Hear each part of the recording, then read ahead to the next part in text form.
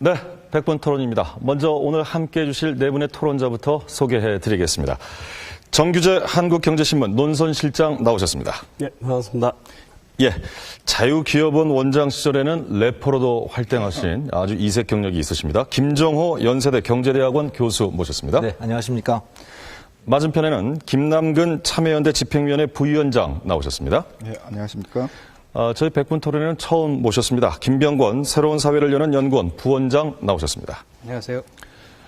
오늘도 방청석에는 22기 시민논객 여러분 그리고 방청객분들이 함께하고 계십니다. 잠시 후에 여러분들께서도 토론에 참여하실 수 있는 기회를 드리겠습니다. 그리고 시청자분들께서도 토론을 지켜보시면서 저희 인터넷 홈페이지 게시판을 통해서 여러분의 의견을 전하실 수 있다는 점 알려드리겠습니다. 그러면 지금부터 본격적으로 오늘의 주제를 놓고 토론을 진행하도록 하겠습니다. 앞서도 잠깐 말씀을 드렸습니다만 여야 대선 주자 모두를 막론하고 정책 1순위에 꼽히는 것이 최근 경제민주화입니다. 또 여론조사를 해봤더니 국민의 절대 다수가 이 경제민주화의 필요성에 대해서는 공감하는 것으로 나타나고 있습니다.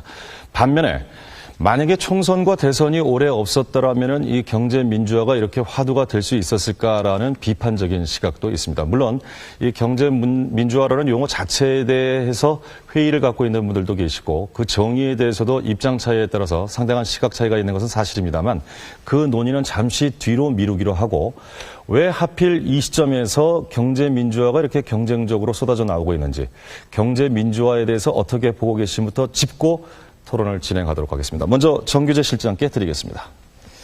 글쎄요, 이 굉장히 긴 얘기를 짧게 해야 되는 문제가 좀 있는데요. 예. 이렇습니다. 대개 이제 지금 많은 분들이 생각하는 것은 이 재벌들이 특혜로 성장하고 중소기업을 착취하고 심지어 빵집 같은 이 그까지 동네 상권을 침탈하고 뭐 재래시장을 어떻게 하고 뭐 대개 이제 이런 얘기죠. 재벌 총수들은 1%도 안 되는 지분으로 기업을 지배하고 뭐 대개 이제 이런 줄거리로 됩니다.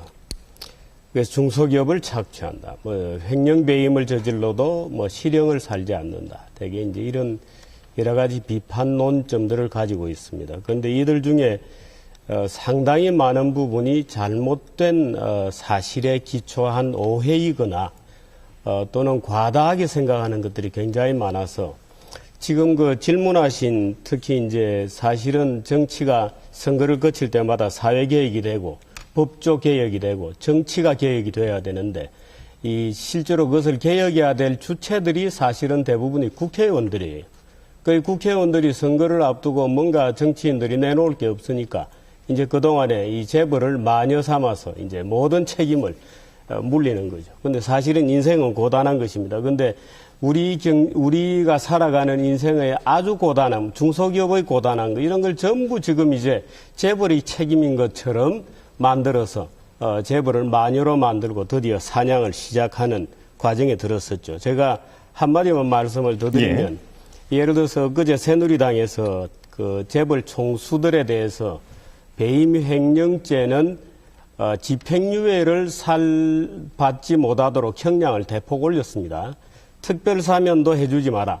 집행유예도 해줘서는 안 된다. 실형을 살려라고 형을 올렸는데요. 300억 이상은 무기징역이거나 15년 이상입니다. 무기징역 15년 이상은 살인죄에 해당이 되는 겁니다. 이런 식의 캠페인을 벌이고 있는 거죠. 말하자면 기업가들은 배임 횡령하면 그건 살인죄에 준해서 처벌한다는 식의 이런 법률을 만드는 정말 무자비한 마녀사냥이 일어나고 있는 것이죠. 저는 그렇게 정의하고 있습니다. 김남근 변호사님께 드리죠. 과장이라고 얘기하시는데 이제 우리 국민들이 이제 체감을 하는 게 있는 거죠. 그러니까 재벌 기업들이 이제 뭐 문구, 공구, 빵집, 떡집, 뭐 비빔밥, 뭔가 그 자영업자들, 중소상인들이 하는 영역들로 이제 진출하다 보니까 중소상인들이 이제 심각한 생존의 위기에 몰리고 있습니다. 뭐 1년에 폐업률이 뭐 엄청나게 이제 증가하고 있는 상황이고요. 중소기업 입장에 있어서도 뭐 nap은 단가 후려치기는 이미 이제 뭐 아주 고전적인 방식이 된 거고, 뭐 기술 편출이라든가 또 그 원자 자격은 상승했는데 이제 그걸 전혀 nap은 단가에 이제 반영을 해주지 않다 보니까 뭐 하청 구조에 있는 중소기업들은 뭐 생존의 위기에 몰리고 있습니다. 그다음에 우리나라에 있어 이제 주요 생필품들에 해당되는 뭐 유류라든가 통신, 뭐 전자제품, 보험, 뭐 이런 곳곳에서 이제 담합행위, 몇 개의 재벌 기업들이 이 독과점 형태로 시장을 지배하다 보니까 이제 담합행위들이 일상화돼서 뭐 최근에 이제 많이 공정위원회가 잡아내기도 했습니다만 그러다 보니까 이제 소비자 피해들도 많이 이제 생기고 있고요.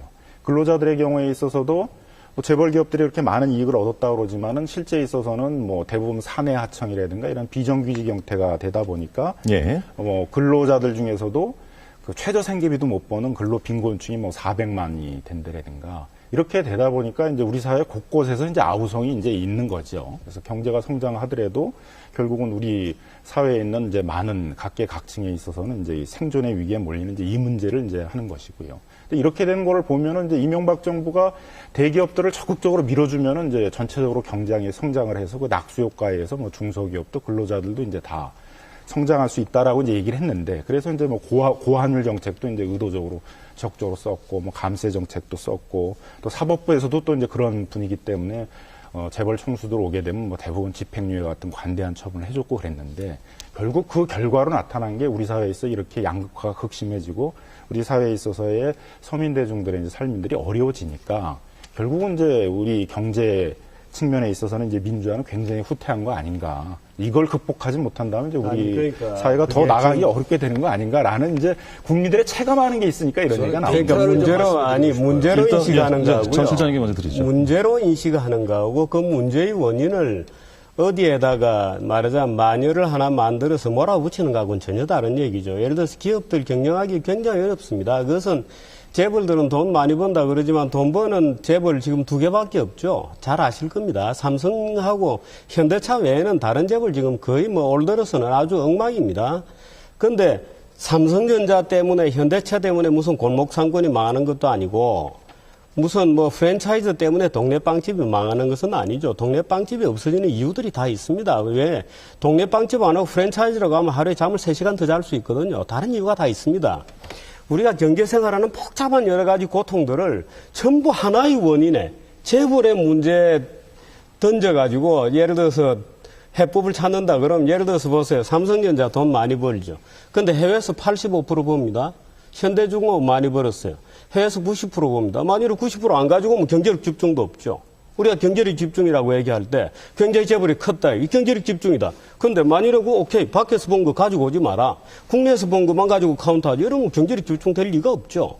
근데 그걸 하지 마라고 그러면 어떡해. 저는 그 데이터를 좀 제시를 하고 싶어요. 그 지금 그러니까 재벌들이 중소기업을 착취를 해가지고 지금 굉장히 문제가 생긴 것처럼 하는데 그 경제개혁연구소라고 아시잖아요. 그 참여연대에서 이제 분파돼서 나간 그 연구소인데 경제개혁연구소에서 작년 12월에 나온 보고서가 있습니다. 유평양 박사께서 이제 대기업과 중소기업의 수익률을 분석을 했어요. 2000년부터 2010년까지의 대기업, 중소기업 수익률을 분석을 했습니다. 그랬더니 어떤 결과가 나왔느냐. 그 2000년부터 2010년까지 평균을 해봤더니 원청 대기업 있지 않습니까? 그러니까 주문을 주는 대기업의 평균 수익률이 순수익률입니다. 4.74%예요.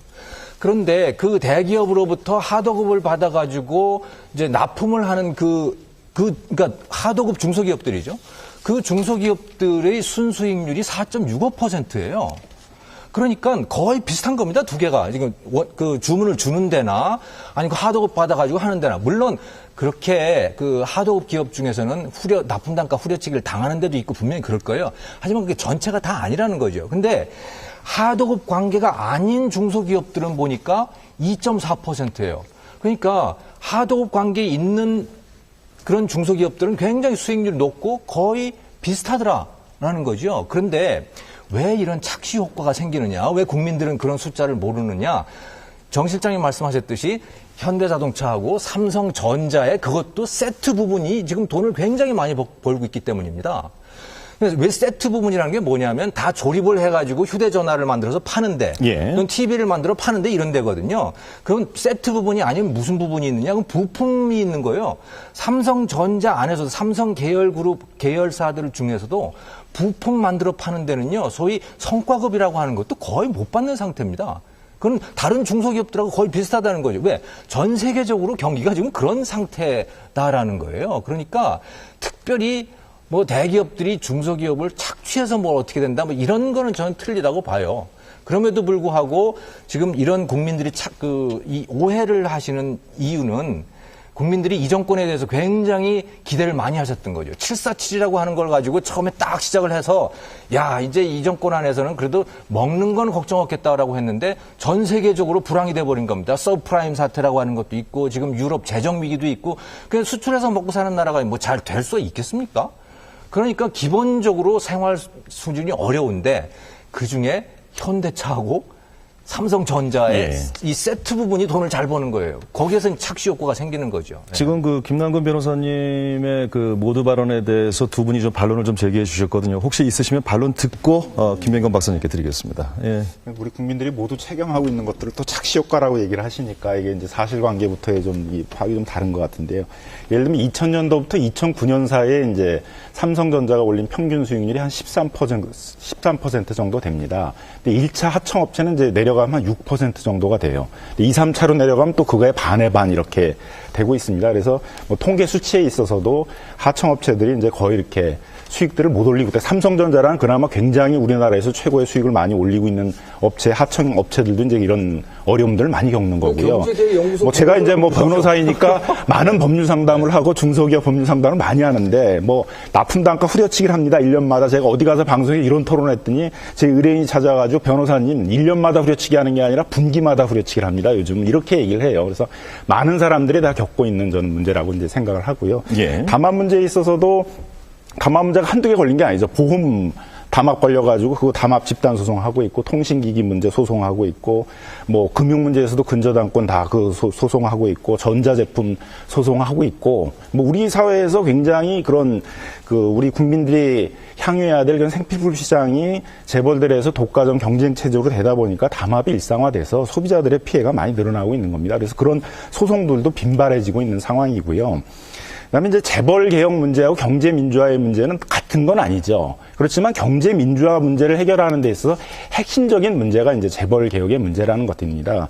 특히 그렇게 되는 이유 중에 이제 하나가 이게 재벌 2세로 넘어갈 때는 알짜배기 몇 개를 물려줬으면 되는데 이게 3세, 4세로 이제 상속이 넘어가다 보니까는 이제 물려줘야 될 게 많아지는 거예요. 그러다 보니까 뭐 떡집도 물려줘야 되고 빵집도 물려줘야 되는 거고 뭐 의류도 물려줘야 되고 이게 점점 많아지다 보니까 이제 재벌의 피해들이 점점 이제 커지고 있는 상황들인 것이고요. 알겠습니다. 또 그 방식이 재벌 내부에서 특정 이제 특정 중소기업이나 이런 것들을 만들어가지고 그 재벌 내부에서 이제 일감을 몰아주고 재벌 내부에 있는 그 유통망을 이용해가지고 시장을 장악한 다음에 그걸 가지고 이제 중소상인들이나 중소기업 영역들은 이제 밀고 나오기 때문에 재벌 개혁 문제를 빼놓고 경제 민주화 문제를 얘기하기 어렵다는 것이죠. 예, 지금 김 변호사님께서 말씀하신 여러 가지 사례가 실은 오늘 하나하나 저희가 토론에서 좀 짚어봐야 될 문제점이기도 합니다.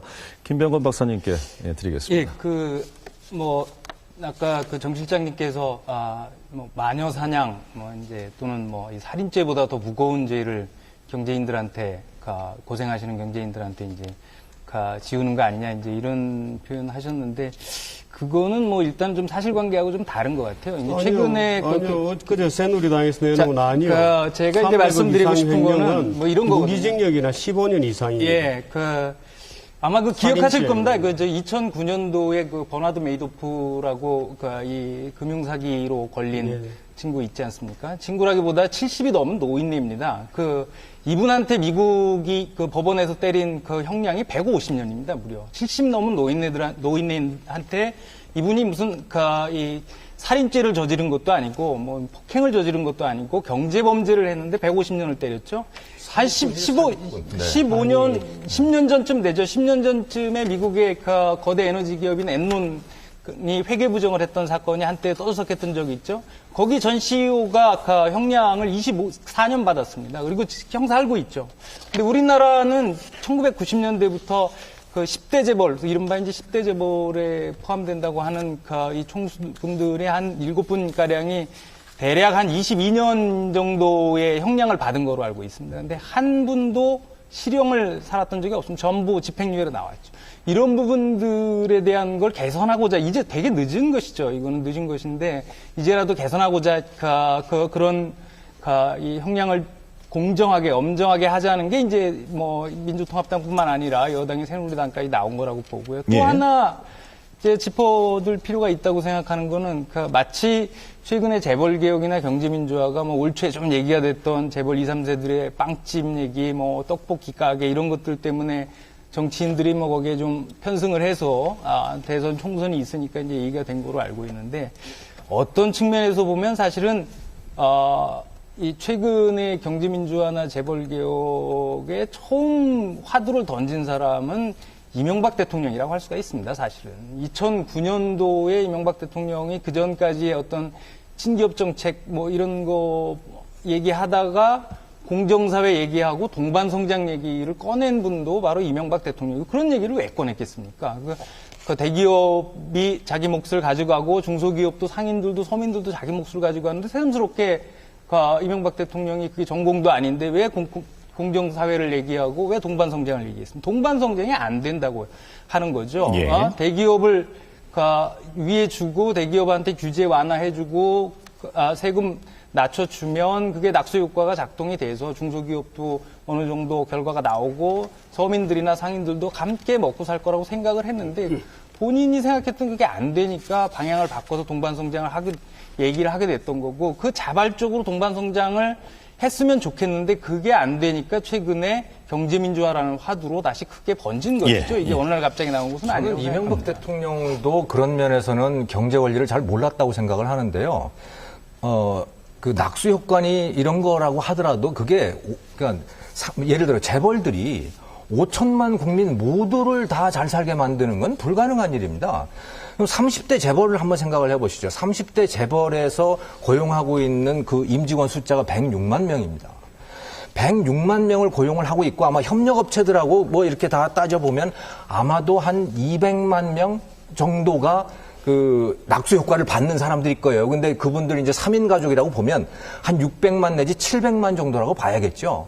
그 600만 내지 700만 정도의 대한민국 국민들은 분명히 재벌들이 잘 될 경우에 그 낙수 효과가 분명히 미쳤고 실제로 그래서 삼성전자 직원들, 현대자동차 직원들은 지금 잘 살아요. 그게 바로 낙수 효과라는 거죠. 그리고 현대자동차가 미국 엘라바마 공장이니 뭐 어디 뭐 이런 데 진출해가지고 그 여기 중소기업들, 협력업체들하고 같이 진출했잖아요. 그 사람들 조 단위의 매출을 올리고 있습니다. 지금 그게 바로 낙수 효과예요. 근데 이명박 대통령이 말씀하신 낙수 효과가 5천만 국민이 아니라 700만 이 현대가족, 뭐 재벌 가족들을 위한 거라면 그거는 이명박 대통령의 정책을 잘못 이해하신 거죠. 아니, 하나씩 설마 이명박 대통령이 그런 말씀을 하셨겠어요? 하나씩 얘기하십시오. 예. 네. 아까 미국 얘기를 했는데요. 미국의 법률 체계하고 우리나라 법률 체계가 굉장히 다릅니다. 그럼 메이도프가 지금 어떻게 돼 있는지도 좀 알아보시는 것도 괜찮을 것 같고요. 예를 들어서 현대자동차 같은 경우에 아까 얘기한 10대 재벌 중에 말하자면 범법행위를 안 한 분이 없다, 아는 사람이 없다, 뭐 이런 얘기인데 예를 들어서 중국에 까르푸라든지 BMW라든지 이 회사 이름을 구체적으로 얘기해서 죄송합니다만 전부 뇌물죄로 살았어요. BMW 회장 살지 않았습니다. 근데 그럼 중국의 비즈니스 간다 이게. 예를 들어서 보시라이다, 뭐 또는 시진핑이다, 몇 조 단위의 재산을 모았다고 나오죠. 그 돈이 어떻게 생겼겠어요? 말하자면 BMW, 까르푸, 뭐 현대차는 없는지 모르죠. 말하자면 그런 것들입니다. 지금 메이도프 사기친 거하고 예를 들어서 업무를 하면서 정말 중국 비즈니스 하는데 여러 가지로 문제가 있는 참이 공개된 장소에서 얘기할 수 없는 것을 어쩌다가 비자금으로 걸렸어요. 그래서 횡령배임이 된 겁니다. 그게 예를 들어서 같은 메이도프가 금융 사기 처먹은 거하고 같은 죄질이라고 생각하는지 의심스럽고 우선 그만 설명드리고요. 예를 들어서 LCD 같은 경우에 아까 원가 후려치기를 얘기했는데요. LCD가 3년 만에 300만 원에서 LCD 테레비가 50만 원으로 떨어졌습니다. 매년이 아니라 매 분기가 아니라 10일에 한 번씩은 단가 조정을 안 할 수가 없죠. LCD가 시장 가격이 300만 원에서 50만 원으로 떨어졌어요. 그게 우리가 살아가는 삶의 진면목입니다. 예를 들어서 스마트폰 예를 들어서 가격 구조를 보세요. 끊임없이 가격이 시장에서 떨어지고 있죠. 치열한 경쟁을 하죠. 그러니까 원가가 계속 떨어지는 겁니다. 그러니까 중소기업도 힘든 거예요. 그게 무슨 삼성전자가 주고 안 주고의 문제가 아니죠. 예를 들어 삼성전자 얘기하셨습니다만 애플 보십시오. 삼성전자 납품하는 업체들은 그것도 영업이익률이 6%는 되죠. 애플은 스마트폰 납품하는 대만 업체 이런 회사들한테 1%, 2%밖에 안 줍니다. 예. 그런 상황인데 무슨 삼성전자가 무슨 악당이에요? 말도 안 되는 얘기를 하십니까? 예를 들어서 기업의 본질이 원가를 치는 겁니다. 예를 들어서 우리 어머니가 시장에 가서도 우리 어머니들이 다 그러잖아요. 시장에서 콩나물을 사면서 또 깎는데요. 기업이라는 게 기본적으로 가격을 깎고 해서 소비자에게 많은 잉여를 주고 그 과정을 통해서 돈을 버는 행위를 하는 게 기업인데 그 기업이 무슨 돈 퍼줍니까? LCD는 누가 만들어요? LCD 300만 원에서 50만 원으로 떨어졌어요. 몇 년 만에. 그럼 그 가격은 원가를 누가 맞춥니까? 하나씩 얘기하니까 저도 하나씩 좀 말씀을 예. 드리게 되면은 300대 기업들이 이제 전체적으로 고용을 전체에서 차지하는 비중들이 지금 한 이제 11% 정도밖에 안 됩니다. 그게 93년 이전에는 그게 한 22% 정도 됐어요. 한 절반밖에 안 되는 거죠. 그러니까 과거에는 재벌 기업들을 적극적으로 밀어주면 재벌 기업들이 이제 수출을 해가지고 그 효과들이 뭐 근로자들도 많이 채용을 하고 중소기업한테도 혜택이 가가지고 근로자들의 임금도 상승을 하고 중소기업도 혜택을 봐서 그게 내수 경제도 튼튼해지고 그래서 선순환 구조가 된다는 것들이 이제 이명박 정부의 그런 경제 정책의 중심지 기조 생각이었습니다. 그런데 실제로 나타난 걸 보게 되게 되면 수출 대기업이 열심히 밀어줘도 고용이 더 늘어나지 않아요. 그 돈이 있으면 해외 가서 투자하거나 그냥 내부 유보를 갖거나 지금 이런 상황이 있는 것이고 중소기업에도 뭐 가지 않아요. 뭐 그 말씀하신 게 뭐 그게 본질이라고 얘기하지만 그 정도가 있는 것이죠, 그죠? 그래서 주로 이제 그 돈을 번 걸 가지고 중소기업한테 혜택이 가는 게 아니라 뭐 납품 단가 후려치고 뭐 고환율 해가지고 원자재 가격 상승했는데 그거 반영 안 해주고 그러게 되면 중소기업한테 거의 가는 게 없는 거죠. 그러다 보니까 중소기업들이 자기가 연구하고 부가가치를 높이고 이런 활동을 하기가 어려운 거예요. 다른 일본이나 대만이나 독일 같은 데는 중소기업 강국이라고 그러는데 우리의 가장 문제점 중에 하나는 이제 그런 나라들은 중소기업들이 협동조합 단위로 다 모여가지고 납품도 협동조합 단위로 합니다. 뭐 그 자동차 부품 사업조합 이런 데들이 이제 이렇게 집단으로 납품을 하는 것이죠. 근데 우리는 그런 것들을 전부 다 그 공정거래법에 의해서 담합행위라고 이제 공정거래위원회가 처벌을 하려고 그래요. 그러다 보니까 사업조합에 가입하는 율이 2%밖에 안 돼요. 2%. 예. 근데 일본 같은 경우에서는 사업조합의 가입률이 한 70% 정도 됩니다. 이렇게 이제 중소기업들이 나름대로 자기 사업조합 중심으로 집단화해가지고 공동 납품도 하고 공동 해외 진출도 하고 공동 협상도 하고 이런 과정들을 통해가지고 어떤 부가가치도 일정 정도 가져가게 하고 자기 스스로도 기술 개발도 하고 같이 나눠가고 이런 시스템을 만들어야 되는데 우리 이제 이런 시스템들이 이제 안 되고 있다는 것들이죠. 예. 근데 고환율에 대해서는 굉장히 오해들이 많으신 것 같아요. 그러니까 환율을 그렇게 그러니까 원화 가치를 저평가를 해가지고 그래서 그 이익이 다 대기업한테 갔다 그렇게 말씀들을 하시잖아요. 뭐 거의 그 진실인 것처럼 믿으시는데 사실은 그건 아니다는 거예요. 수출 기업은 다 좋은 겁니다. 환율이 그러니까 원화 가치가 떨어지면 뭐 그 달러로 표시한 그 가격이 떨어지기 때문에 수출 기업들은 다 좋아요. 그건 수출 기업은 대기업이든 중소기업이든 다 좋습니다. 그런데 나쁜 기업들이 있다. 그게 누구냐? 내수 기업들이에요. 근데 재벌 중에는 내수 기업들도 굉장히 많이 있죠. 특히 예를 들어서 우리 지금 건설 기업들 뭐 거의 부도 상태 아닙니까? 그건 뭐 재벌이든 중소기업이든 상관없는 거예요. 그거는 그냥 내수가 나쁜 겁니다. 그렇기 때문에 착시 효과라고 제가 말씀을 드리는 게 재벌 중에서도 특히 그 수출 잘하는 그 두 회사만 지금 눈에 띄어가지고 재벌이 굉장히 잘 나가는 것 같지만 재벌 기업들 중에서도 내수를 하는 기업들은 뭐 적자입니다, 지금. 그렇기 때문에 평균을 내게 되면 대기업이나 중소기업이나 수익률이 비슷하더라라고 하는 거죠. 아까 그래서 예. 그 숫자가 나온 겁니다. 지금 저희가 처음 토론을 시작하면서 이 경제 민주화가 왜 지금 이 시대에 이렇게 화두가 됐는가를 얘기하다 보니까 이 재벌 얘기가 결국 나오게 됐습니다. 앞서서 김남건 변호사께서 경제 민주화가 곧 재벌 개혁을 이야기하는 것은 아니지만 상당 부분 재벌 개혁이 중요한 부분을 차지한다라는 지적을 해주셨는데 실은 이 경제 민주화 관련해서 가장 긴장하고 있는 쪽이 이른바 재벌 대기업이 아닌가 하는 생각이 듭니다. 그래서 이제 본격적으로 좀 이야기를 해보려고 합니다만 지금까지 여러분께서 좀 나눠주신 이야기는 재벌의 어떤 그 사회적 책임에 가까운 부분, 뭐 이런 도덕성 부분까지를 이야기를 해주셨다면은 이제 근본적 얘기를 좀 해야 될 것 같습니다. 좀 문제가 되고 있는 것이 재벌의 어떤 그 지배구조 개선 이야기가 아무래도 이 경제 민주화에서 핵심적인 사항 중에 하나가 아닐까 싶습니다. 이 순환 출자 문제가 되겠습니다만 여야 모두 순환 출자 규제 쪽으로 가고 있는데 정도의 차이는 있습니다. 새누리당은 기존의 순환 출자는 인정한다. 신규를 막겠다라는 입장이고 민주통합당 같은 경우에는 기존의 신규 그 순환 출자마저도 3년 안에 해소해야 된다 이런 입장이거든요. 자, 이런 내용을 포함해서 이 재벌의 지배 구조 이것이 더 가져오는 문제점 함께 좀 이야기를 나눠봤으면 싶습니다. 역시 정 실장님께 먼저드리겠습니다. 사실 지배구조 문제는 답이 없습니다. 그 답이 없다는 게 정답이에요. 그런데 우리나라의 일부 학자들이 지배구조 문제가 마치 답이 있는 것처럼 주장을 하거든요. 근데 아까 지배구조 문제에 앞서서 아까 고용 얘기를 했는데 예. 이게 사람들이 잘 모르고 있거나 지금 우리 김 원장께서, 김 교수께서 얘기하셨지만 우리 경제에 있는 많은 문제들을 드러낸 다음에 그것을 전부 재벌의 책임으로 던지는 거예요. 근데 예를 들어서 지금 내수시장에서 제일 공격받고 있는 어떤 재벌은 다 내수기업이죠. 그러니까 그 수출하고 전혀 관계없는 겁니다. 근데 그런 것 여러 가지 면들을 막 모아가지고 재벌이라고 하는 어떤 악당의 이미지를 구축해 놓은 건데요. 예를 들어서 고용도 안 한다 그랬는데요. 그렇지 않습니다. 예를 들어서 우리나라 심지어 어떤 우리 고위직을 지냈던 분이 이렇게 얘기해요. 지난 10년간 대기업 종업원수는 49만 명이 줄었다.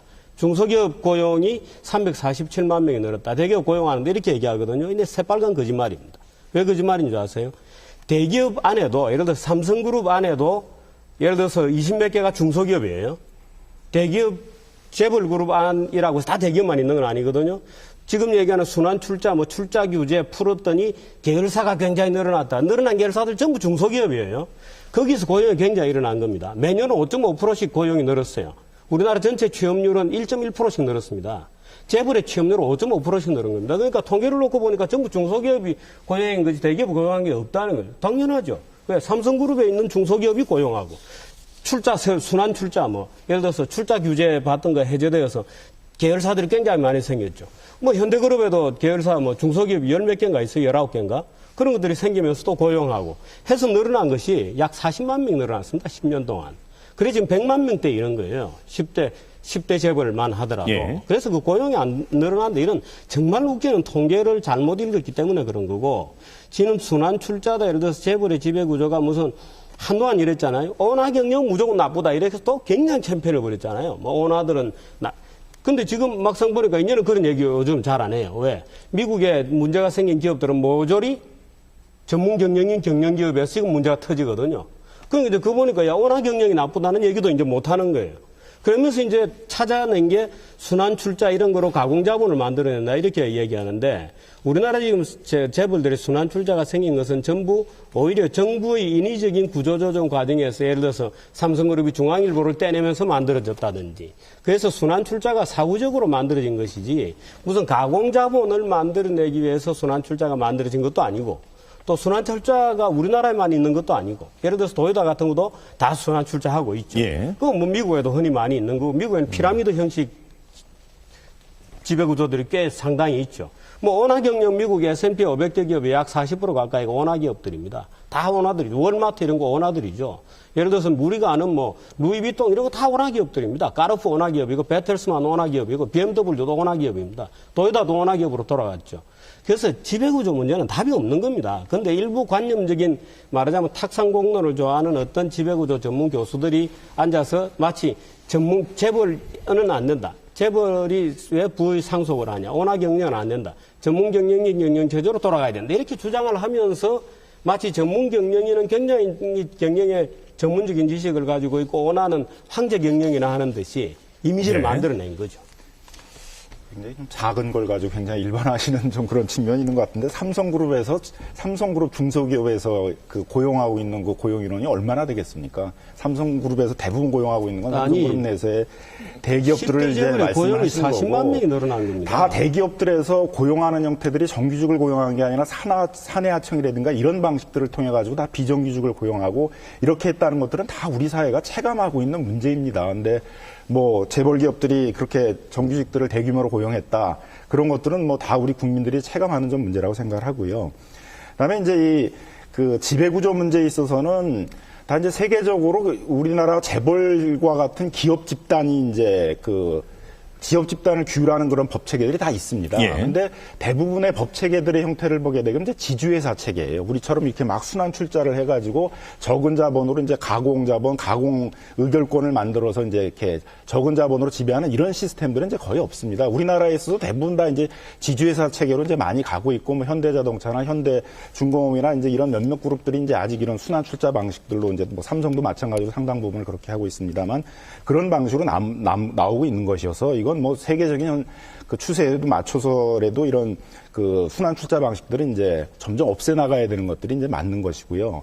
그다음에 이제 지주회사 방식에 있어서는 이제 대부분 지주회사가 이제 기업 집단을 운영하는 방식들을 보게 되면 자회사를 이제 인수할 때 대부분 한 50% 이상의 과반수를 갖도록 합니다. 지배회사, 종속회사라는 개념 자체가 지배회사가 되려면 적어도 과반수는 지배해야 되는 거 아닙니까? 근데 이제 우리나라에 있어서는 그 지주회사가 지배하는 방식들이 뭐 비상장 같은 경우에서는 뭐 40%, 그다음에 상장 같은 경우 한 20%만 이제 지배를 해도 지배할 수를 있게 하다 보니까 굉장히 문어발식으로 많은 기업들을 지금 지배할 수 있게 이제 해주는 것이죠. 이렇게 문어발식으로 이제 많은 기업들을 지배하다 보니까 재벌 집단들이 우리 사회 전체에서 차지하는 그런 비중도 굉장히 높게 되는 것이고 또 그런 부분들이 바탕으로 해가지고 중소기업, 중소상인 이런 영역들을 이제 침탈해 가게 되니까 우리 국민 전체들이 어려워지고 있는 것이어서 이거는 이제 전 세계적인 추세에 맞춰가지고 이 재벌 기업 집단들을 정비해 나가야 된다고 보여지고요. 세계적인 추세가 순환 출자 규제하는 데가 어디가 있어요?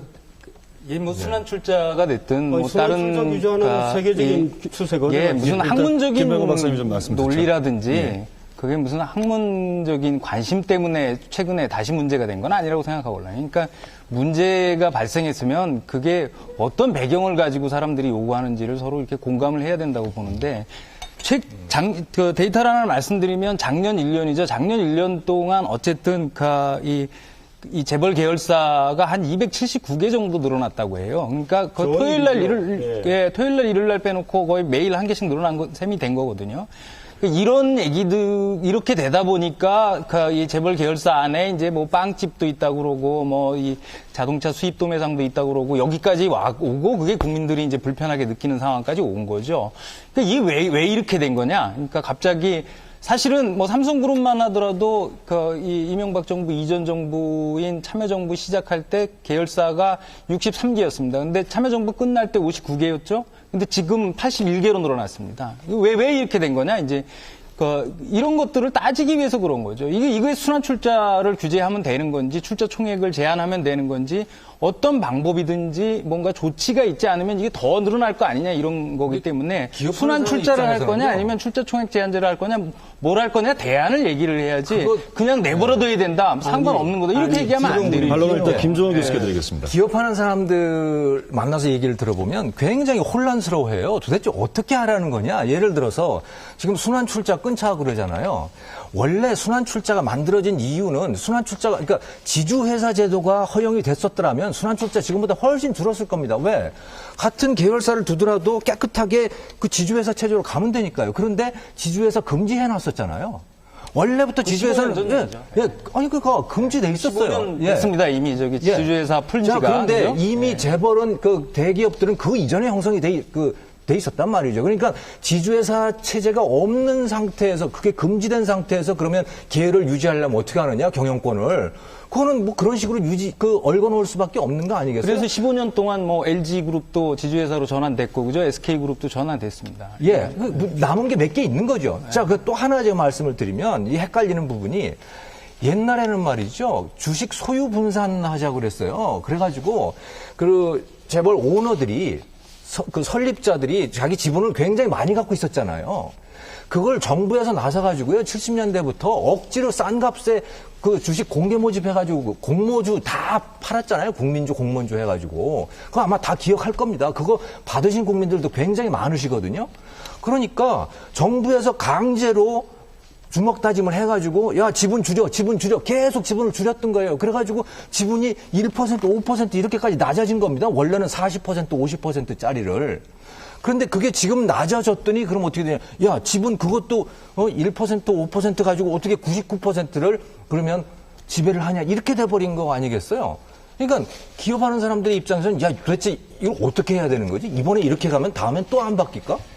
기업하는 사람들이 지금 15년 전에 그 얘기하고 지금 현실을 그렇게 헷갈릴 것인가는 저는 절대 아니라고 생각하시는데 마치 헷갈리신 것처럼 얘기를 하시는데 경제 성장 단계에서는 적은 자본으로 성장을 하려고 그러다 보니까는 이제 뭐 자본들을 이렇게 돌려가지고 순환 출자 방식으로 기업들의 규모를 키워가지고 성장하는 것들이 뭐 사회적으로 용인되거나 할 수 있는 분위기는 있었겠죠. 그럼 그거는 그 시대 때 얘기고 지금이 그런 방식으로 우리가 경제가 성장해야 되는 옛날에 이미 만들어 놓은 것들이 이미 그것은 아닙니까? 아닌 거고 예. 이제는 우리도 마찬가지로 서구 유럽처럼 선진국처럼 기업이라는 걸 이렇게 그런 뗐다고 것들을 이제 마음대로 정기를 해야 될 잠시만요. 시점인 계속 거죠. 말씀하시죠. 예. 이 순환 출자 문제를 제가 이제 재벌 개혁과 관련해서 순환 출자 문제를 제일 먼저 말씀을 드렸었는데 국민이 경제를 아주 해박하게 알고 있지 않은 분들은 정서적으로 접근할 때 두 가지 접근이 있을 것 같아요.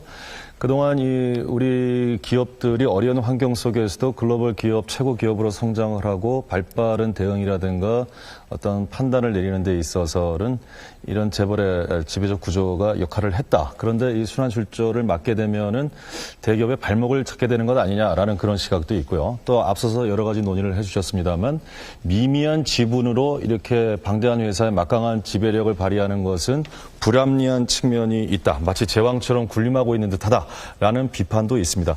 이 두 가지 시각이 지금 양존하고 있거든요. 이제 입장 차이는 좀 분명하십니다만 좀 구체적인 예를 들어가시면서 좀 이야기를 진행해 주셨으면 좋겠습니다. 역시 전 실장님께 먼저 드리겠습니다. 우리나라 기업 지배 구조는 역사가 굉장히 오래됐고요. 예.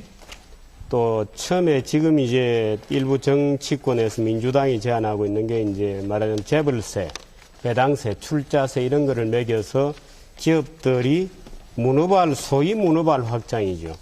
을 하지 못하게 하겠다. 이제 이렇게 되어 있습니다. 그런데 지금 우리 김 부원장께서 얘기하신 그 기업들이 계열사가 최근 들어서 굉장히 늘어났다는 것 중에 80%는 소위 수직 계열화입니다. 말하자면 산업의 심화죠. 그건 이제 누가 보더라도 아주 바람직한 현상이죠. 그건 문어발이 아닙니다. 기본적으로. 그건 뭐 그 정도는 다 아실 테고. 그래서 말하자면 수직 계열화가 주된 이제 기업 투자의 요체였습니다. 그런데 지금 하시는 말씀을 들어보면 기업들이 회사를 만들고 투자를 하는 것이 나쁜 것처럼 얘기를 하세요. 그럼 깜짝 놀랄 얘기죠. 예를 들어서 어느 기업이나 전 세계 어떤 기업이나 예를 들어서 무슨 100대 기업이다 이런 정도 되면 계열사 수가 몇백 개씩도 되고 이렇습니다. 또 실제로 카운트를 안 해서 그렇지 해외에도 기업들이 굉장히 많고요. 여러 가지 이유가 있습니다. 우리나라에서는 예를 들어서 계열사를 늘리는 이유가 비슷한 내용을 자기 회사 안에 사업부로 가지 않고 별도 기업으로 떼내는 이유는 여러 가지가 있죠. 아직도 자본 스퀴즈가 있고요. 자본이 예를 들어 금융시장이 충분히 발달해 있지 않기 때문에 내부 자원을 조달해야 된다는 점이 아직도 있습니다. 미국은 이런 순환 출자 이런 방식이 거의 없어졌습니다. 이제는. 왜 없어졌느냐 하면 금융시장이 굉장히 좋기 때문에 자본 조달하는데 굉장히 애로를 못 느껴요. 그런데 우리나라 기업들은 아직도 자본 조달에 애로를 느끼는 겁니다. 그래서 순환출자라는 방식을 해서 계열사들끼리 십시일반으로 돈을 모아서 투자를 하는 게 하나 있고, 그 다음에 예를 들어서 그러다 보니까 이제 재벌 원하는 작은 지분으로도 지배할 수 있는 구조가 만들어지는 거죠, 결과적으로. 그 다음에 중대한 것은 왜 계열사를 만드는 방식으로 하는 사업부 안에서, 회사 안에서 사업부를 만들지 않고 왜 그 사업부를 떼내서 밖에다가 별도 회사를 만드냐 하는 이유는 간단합니다. 여러 가지 인사 문제 때문에 그렇습니다. 예를 들어서 새로 시작하는 사업부가 돈이 될지 안 될지도 모르고 돈이 벌릴지도 안 벌릴지도 모르는데 회사 안에 사업부를 만들어 놓으면 기존 노동조합에 편입이 되죠. 기존 노동조합에 편입이 되고 기존 급여 구조가 같이 가야 됩니다. 우리나라에서는. 그러니까 도저히 신규 사업을 할 때는 회사 안에 사업부로 만들 수 있는 기본적인 어떤 관리가 안 돼요. 그러니까 별도 법인으로 만드는 이유가 있는 겁니다. 기업들이 뭐 지배를 늘리고 황제 경영하려고 그런 게 아니고요. 다 고심 끝에 선택하게 되는 이유들이 있죠. 경영상의 이유든 구조적인 문제든 피할 수 없는 부분이 있다는 지적이신 것 같은데요. 아까도 잠깐 말씀드렸습니다만, 이 다른 부분들은 우리나라가 이제 굉장히 빨리 경제 발전을 해서 선진화되고 글로벌 표준을 따라야 된다 이제 이런 말씀들 많이 하시는데 왜 유독이 이 지배 구조라든지 이제 재벌 내부의 어떤 경영 관행들이나 이런 거가 나오면 굳이 박정희 시대 이 전두환 시대 얘기를 꺼내시는지 잘 모르겠는데 우리나라 이제 경제 규모도 한 14위, 15위 저 세계 이 선두권에 와 있다고들 이제 하지 않습니까? 하고 있고 또 우리 기업들도 세계적인 글로벌 기업이다라고 이제 얘기들을 하시고 있단 말이죠. 그러면 그에 합당한 수준의 모양을 경영이든 아니면 지배구조든 이런 것들을 갖춰 나가려고 노력하는 게 당연한 것이죠. 그걸 옛날 15년, 20년 전에 역사 얘기를 하면서 자꾸 그러시면 안 되는데 특히 기업 내부의, 개인 기업 내부의 논리로 보면 뭐 기업을 계열사를 10개 만드는 거, 20개 만들고 20개 만드는 걸 30개 만들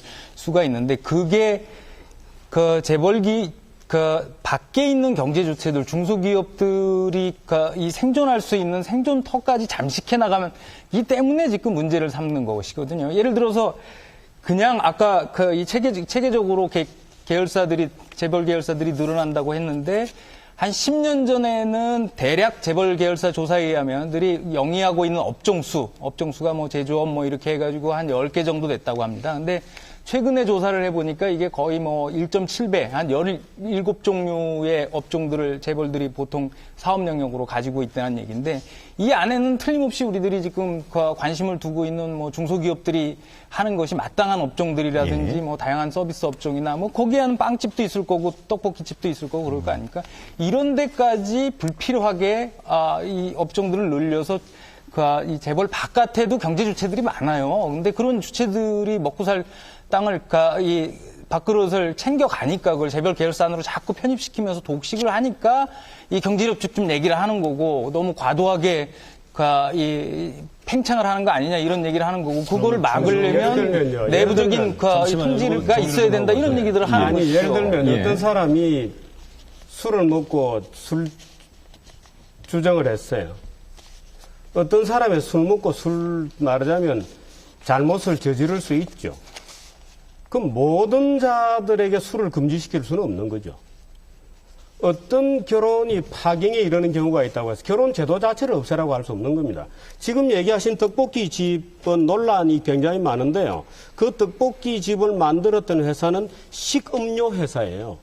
대기업이지만 식음료를 전문적으로 하는 회사입니다. 떡볶이는 하나의 국민들이 아는 사례로 들은 거고 대표적인 그 이슈가 되고 있는 게 이제 이른바 SSM 아닙니까? 그러니까 골목상권 아까 김 원장님께서 이 환율 문제가 꼭 뭐 대기업한테만 이득이 되는 건 아니다라고 했는데 상당히 많은 대기업들이 사실은 수출 대기업들이 환율 문제로 이득을 보든지 아니면 주로 대기업들 중에서 이 내수 기업들은 주로는 유통기업들입니다. 이들은 환율로 이익을 보는 게 아니라 사실은 골목 상권들에 들어가면서 또 다른 방식으로 우리 국민들한테 피해를 보게 되는데 맞아요. 그런 이 주체들이 당연히 옛날 같으면 뭐 문구점 도매상이 됐든 아니면 뭐 식자재 도매상이 됐든 이런 중소기업들이 영위해야 될 사업들에 지금 대기업들이 들어오는 거 아닙니까? 사실. 그러니까 그래서 이슈가 되고 있는 중소기업하게 직접 충돌이 되는 부분이 바로 이제 그 재래시장, 동네 슈퍼 이런 부분이거든요. 지금 말씀하셨듯이.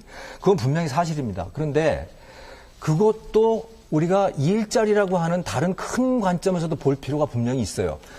그것도 이제 통계를 한번 가지고 말씀을 드려보면 통계청에서 통계가 나왔는데 2000년부터 2009년까지 도소매업 조사를 한 겁니다. 그래서 그 9년 동안에 재래시장과 동네 슈퍼에서 일하는 분들이 몇 분이나 줄어들었을까 보니까 22,000명이 줄어들었어요. 22,000명이 9년 동안에 줄었습니다. 그런데 재밌는 통계는요. 편의점 있잖아요. 뭐 GS25니 뭐 이런 것들. 편의점과 대형마트에서 73,000명의 일하는 사람이 늘어난 거예요. 그러니까 대형마트에서 늘어난 거, 재래시장에서 줄어든 거 하면 전체적으로 51,000명의 일자리가 더 늘어난 겁니다. 대형마트 편의점이 생겨가지고. 근데 한 가지 더 따져봐야 될 일은 뭐냐면 젊은 사람들이 재래시장 가서 일하고 싶어 하냐는 거예요. 물론 젊은 청년들 중에서도 뭐 총각내 야채 가게니 뭐 이렇게 훌륭한 청년들이 계시고 그렇지만 대다수의 청년 분들은 재래시장 가서 일 안 하고 싶어 하죠. 그렇습니다. 근데 그 부분에 대해서는 좀 통계를 좀 더 세밀하게 좀 따져볼 필요가 있는데 첫째 7만 명이든 몇만 명이든 지금 말씀하신 이 편의점이든 뭐 대형마트에서 늘었다고 하는 일자리들은 대부분 최저임금 왔다 갔다 하는 낮은 일자리입니다. 낮은 일자리고 그런 일자리가 늘었다고 지금 환영할 만한 상황이 아니죠. 두 번째는 줄었다고 하는 자영업 일자리가 준 게 문제가 아니고 지금 아직도 그걸 이 장사라고 하는 건 자기 뭐 퇴직금 털고 이래서 장사를 하는 거라서 쉽게 이윤이 안 남아도 접을 수가 없습니다. 지금 적자 나거나 월급쟁이만도 못한 장사를 하는 수백만 상인이 계세요. 그걸 몇 명 줄어서 그게 아니, 그러니까. 그 알바짜리 일자리로 옮겼다고 그게 한 2, 3만 명 옮겼다고 그게 환영할 만한 일이 절대 안 되는 거죠. 알바자리라고 그거는. 생각합니까? SSM에도 그 괜찮은 일자리들이 굉장히 많아요. 그 일자리 자체에 대한 평가는 좀 다르신 것 같은데 여기서 하나만 좀 정리하고 넘어가도록 하죠. 궁금한 것은 저희가 이 재벌의 이른바 이 지배 구조와 관련된 얘기를 좀 나누고 있습니다만 지금 문제점이 먼저 좀 나왔습니다. 그리고 문제점에 대한 공방이 이어지고 있는데 지금 말씀하셨던 중소기업의 어떤 그 영역을 침범하는 문제라든가 동네 상권 침해 문제, 뭐 떡볶이 얘기까지 드셨습니다만 이런 부분이 과연 그러면 지금 여야 공이 정도의 차이와 방법의 차이는 있습니다만 순환 출자를 규제하는 쪽으로 지금 정책이 나오고 있는데 이 순환 출자를 규제하면 이런 모든 문제는 해결이 된다고 보시는 건지 그것도 한번 좀 짚어보고 가야 될 것 같습니다. 예, 일단 김남건 변호사께 먼저 드리죠. 그러니까 일단 순환 출자나 출자 총액 제한 제도가 이제 그런 중소기업이나 중소상인 영역으로 진출하는 걸 막는 그 측면에서는 좀 간접적인 방식인 거죠. 예. 투자 자체를 갖다 규모를 줄여가지고 그런데 나가는 것 자체를 갖다가 이제 좀 통제를 하겠다는 방식인데 그래서 이제 그런 간접적인 방식뿐만이 아니라 좀 직접적인 방식의 전 규제도 필요하다고 보여집니다. 예. 그래서 중소상인 중소기업 뭐 적합업종 보호 특별법을 만들어서 그 적합업종을 지정한 데 대해서는 재벌이나 대기업들이 진출하지 못하게 한다라든가 이미 진출한 부분에 대해 있어서는 사업을 이양하고 나가도록 한다라든가 하는 이런 정책을 필 필요가 있고 이것도 뭐 여야가 다 이제 마찬가지로 공약을 이제 하고 있습니다. 그래서 이제 그런 부분들을 좀 만들 필요가 있다고 보여지고요. 그다음에 그게 상당히 이제 효과가 있다고 볼 수 있는 게 통계 자료에서도 나옵니다. 2007년에서 2011년 사이에 15대 재벌 기업들이 신규로 편입했던 게 488개 기업이 있는데요. 그 중에 제조업이 전통적으로 이제 재벌 기업들이 하던 제조업은 126개밖에 없고 대부분이 서비스업들이었습니다. 한 74%가 서비스업들이었는데 바로 그 서비스업들이라는 게 전통적으로 중소상인 이런 영역들이 하던 것들을 이제 최근 사이에 많이 진출해 간 것들입니다. 그러다 보니까 중소상인 중소기업들이 이제 상당히 이제 어려움에 처하게 되는 것들이죠. 그러면 이제 이런 것들을 이제 출자 총액 제한이라든가 신규 이 순환 출자 규제라든가 이런 방식들을 통해서 통제를 하게 되게 되면 그런 쪽으로 진출하는데 일정 정도 효과를 가질 수가 있는 거죠. 덧붙여서 질문 드리겠습니다만 그런 효과도 있지만 또 다른 측면에서는 출총제까지 같이 묶어서 이야기하면 오히려 정말 신규 투자 사업에 대한 투자 위축을 부르는 문제점은 없을까요? 네, 그 부분에 대한 질문은 출총제가 없어진 이유를 제가 설명을 드리겠습니다. 네. 그럼 아마 국민들도 이해를 좀 하실 텐데요. 출자 총액 규제라는 것은 예를 들어서 기업들이 투자를 막기 위해서 잘 들어보십시오. 아주 웃기는 얘기입니다. 투자를 해야 고용이 늘어날 텐데 투자를 막기 위해서 순자산 규모의 일정 비율 이상 뭐 때에 따라 조금씩 달랐습니다. 30%가 될 때도 있고 20%가 될 때도 있고 투자를 못하게 했습니다. 그런데 하다 보니까 예를 들어서 이거 이번에 반도체를 우리가 좀 투자를 해야 되겠습니다. 지금 삼성전자 반도체를 먹고 살잖아요. 반도체를 투자를 좀 해야 되겠습니다. 근데 투자 규모가 굉장히 많아요. 이거 반도체는 첨단 사업인데 로봇 산업을 좀 해야 되겠다. 바이오 산업을 좀 해야 되겠다. 다 굉장히 투자 규모가 커요. 그러니까 출자 규제를 할 수가 없는 겁니다. 그러니까 정부가 또 이제 불가피한 투자는 해야 되지 않겠어? 우리가 앞으로 먹고 살아야 되는데 그러니까 바이오는 빼준다. 뭐 반도체는 빼준다. 이렇게 이제 빼주는 업종을 정해놓기 시작한 겁니다. 또 아까 김 교수께서 얘기하시듯이 소유 분산이 잘 된 기업은 빼준다. 뭐 이제 이런 규정들을 자꾸 만드는 겁니다. 그럼 그 다음 단계는 어떻게 되는지 보십시오. 그 다음 단계는 어떤 기업이 투자를 하려 그러면 투자 계획서를 써가지고 이런 사업 저런 사업을 하겠다는 것을 써가지고 공무원들에게 들고 가서 투자를 허가를 받아야 돼요. 공무원들이 그 투자를 허가하겠습니까? 공무원들이 뭘 가지고 그걸 허가를 하죠? 예를 들어서 반도체 산업에 정말 사운을 걸고 투자를 하겠다. 자동차에 사운을 걸고 투자를 한다. 아니야, 우리는 로봇가 이번 경제위기가 끝나고 나서 10년 후에 우리가 먹고 살 거야. 로봇 사업에 회사의 전력을 투자하겠다. 라고 했을 때 그 사업을 공무원들에게 들고 가면 공무원들이 그 사업을 보고 이걸 해도 되는지 안 해도 되는지를 결정해야 돼요. 이런 우스꽝스러운 일이 왔던 겁니다. 그래서 출자 총액 제한 제도라는 게 없어졌던 거예요. 그 이제 이해를 하실 겁니다. 그런데 그걸 또 하겠다는 겁니다. 왜 또 하냐? 기업들이 늘어났다. 그게 나쁜 거로 보는 거거든요. 문어발 확장을 했다.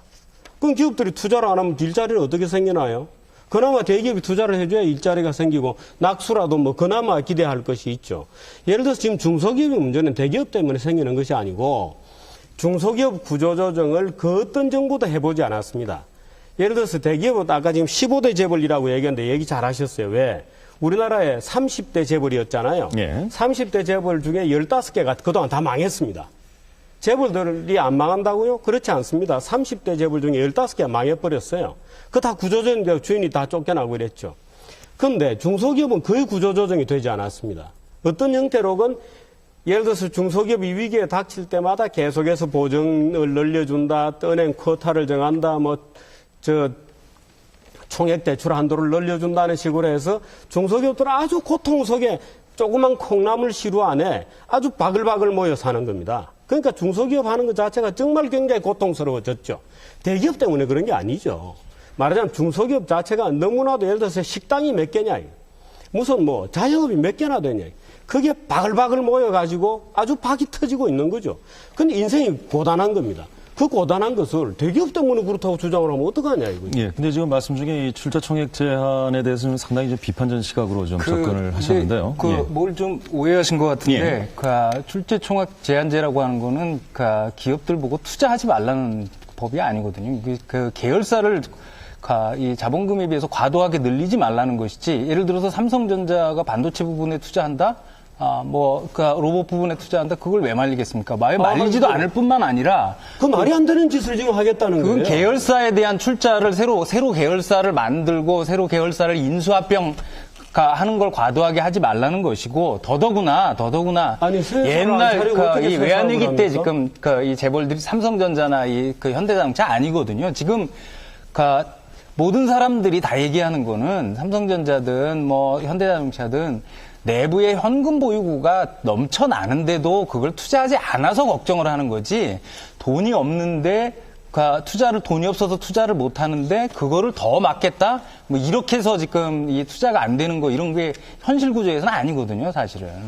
그래서 그거하고, 그러니까 이 출자 총액 제한제라고 하는 거하고 투자를 하는 거하고는 약간 좀 다른 얘기입니다. 아니, 그게 그렇게 되는 겁니다. 그게 실무를 잘 생각을 안 하셔서 추상적으로 생각하셔서 그런데요. 그때 출자 규제가 없어졌던 이유가 각 기업들이 전부 투자하려면 들고 갔어야 됐던 겁니다. 예를 들어서 예외 업종하고 쭉 적잖아요. 그러면 국회의원들한테 가서 로비하고, 기업들이 비자금 왜 만듭니까? 국회가 엄청난 권력을 갖고 있죠. 기업들이 비자금 만들라고 만듭니까? 국회의원들이 다 받아가잖아요. 이번에 저축은행도 받듯이. 돈 내놔라고 뺏어가잖아요. 그 돈 내놔고 뺏어간 이유가 뭐냐? 출제 규제가 예를 들어서 출자 규제 시켜놓고 예외 업종을 만들어 놓는 거예요. 근데 우리가 무슨 새 사업을 하려고 하는데 정부에서 지정해놓은 국회에서 법 만들어놓은 이 예외 규정에 해당되는지 안 되는지를 보니까 예외 규정에 자기 사업이 해당이 안 돼요. 그럼 자기 사업을 꼭 하고 싶으니까 칼자루를 쥐고 있는 국회의원들한테서 돈 매겨야 돼요. 국회의원들한테 돈 매기면 그 다음 국회 할 때 그 업종에 대해서는 또 풀어줘요. 그럼 재벌은 사업을 할 수 있죠. 말하자면 이런 구조를 놔두고 이제 운영 방식에 있어서 예외를 많이 넣어가지고 이제 문제가 있었다라는 걸 지적하시는 것 같은데, 출총제가 풀어지니까 또 어떤 문제가 생겼는지도 한번 보시면 될 것 같은데. 지금 그 기업들이 많이 차려졌고요. 지금 얘기하셨듯이 2007년도에 투자할 돈이 그렇게 많으면 김남근 변호사님의 말씀 좀 15대 재벌 듣고 기업에 있어서의 계열사가 472개였는데 2011년에 왔을 때는 이게 778개로 늘어났습니다. 306개가 늘어났어요. 64%가 늘어났습니다. 출총자가 풀린 이후에 기하급수적으로 많이 늘어났어요. 그러면은 왜 이런 제도를 하느냐? 아까 말씀하신 것처럼 무슨 기존에 하던 데 투자하는 거 못하게 하는 것처럼 얘기하시는데, 기존에 하던 거 투자하는 거, 집중하는 거에 대해서 투자를 규제하는 법이 아닌 거죠. 새로운 이제 계열사를 만들고 문어발식으로 확장하려는 걸 막는 법인데, 그렇게 해서 풀어줬더니 어떤 현상이 생겼느냐? 그렇게 문어발식으로 확장해서 중소기업, 중소상인들 이런 영역으로 많이 진출해가지고, 그러니까 어떤 거는 투자하고 어떤 거는 문어발 확장인지 구분해 주시겠어요? 그러고 기업의 장기적 전략으로 기업이 기존에 하던 사업만 계속 해야 된다고 주장하고 싶으신 거죠.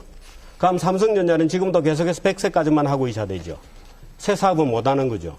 그러니까 어떤 사업은 투자고 어떤 사업은 문어발 확장인지를 구분해 주세요. 그게 계열사가 늘어나는 건 아니지 않나요? 그러니까 예를 들어서 태양광 사업이라고 하는 새로운 사업을 한다고 생각해 보죠. 그건 보통 사업으로 만들어도 되고. 지금 기존 회사 안에 사업부를 할 수도 있는 거고, 새로운 회사를 만들 수도 있는 겁니다. 근데 새로운 회사를 만들면 잘못입니까? 그걸 사업부로 하면 괜찮고 새로운 회사로 하면 잘못됐다라고 하는 걸 왜 그런 판단을 하시는 거예요? 어차피 태양광 사업입니다, 그게. 아예 출자를 못하게 하는 법은 한 번도 만들어진 적이 없죠. 출자 제한이라고 일정한 하는 건 못하게 하는 자본금 거죠. 규모 안에서 합리적으로 그래서 그게 부실이 나지 말라고 출자하는 이 능력 계열사 범위 숫자가 안에서 하라고 늘어나는 하는 거에 대해서 것이죠. 굉장히 네. 오해를 하고 계세요. 실제 제가 공정거래위원회 그 데이터를 말씀을 드릴게요. 2000년부터 2010년까지 그 11년간에 그 4대 그룹, 우리가 지금 얘기하는 4대 재벌의 우리나라 전체 산업 중에 매출액 비중이 얼마가 됐냐. 2000년에 25%였습니다. 2010년에 19%가 됐어요. 6%가 떨어졌어요. 아니, 그러면 그렇게 계열사가 많이 늘어났는데, 그럼 어떻게 그 매출액 비중이 떨어지냐? 그거는 계열사가 늘든 사업부가 늘어나든 어떤 상관이 없는 거예요. 그냥 투자 투자를 한 문제로만 것입니다. 보지 마시고요. 네. 지금 잠깐 김병건 박사께서 지적을 하셨습니다만, 이건 뭐 출총제 포함해서 이 아까 순환 출자 문제까지 같이 말씀 좀 드리자면은 계열 회사의 부실한 문제가 실은 우리 그 재벌 기업에서 그동안 몇 차례 그 문제점이 노정됐던 건 사실 아닌가요? 계열 회사가 부실화될 걸 걱정을 한다면 가령 그래서 어떤 경우에 네. 분리 독립되지 않았을 경우에 위기가 닥쳤을 때 도미노처럼 무너지는 현상도 그러니까요. 있었습니다. 예. 그게 사업부가 되면 더 위험한 겁니다. 예. 왜냐하면 사업부는 같은 회사 아닙니까? 똑같은 사업인데 한쪽은 계열사로 띄었고 한쪽은 사업부로 뒀다고 생각을 해보시죠. 사업부로 두면 회계도 잘 분리가 안 될 뿐더러 거기에 부실화가 되면 회사 전체가 다 부실화가 돼버리는 거예요, 그냥. 그런데 계열사로 떼게 되면 이 계열사만 파산을 시키면 됩니다.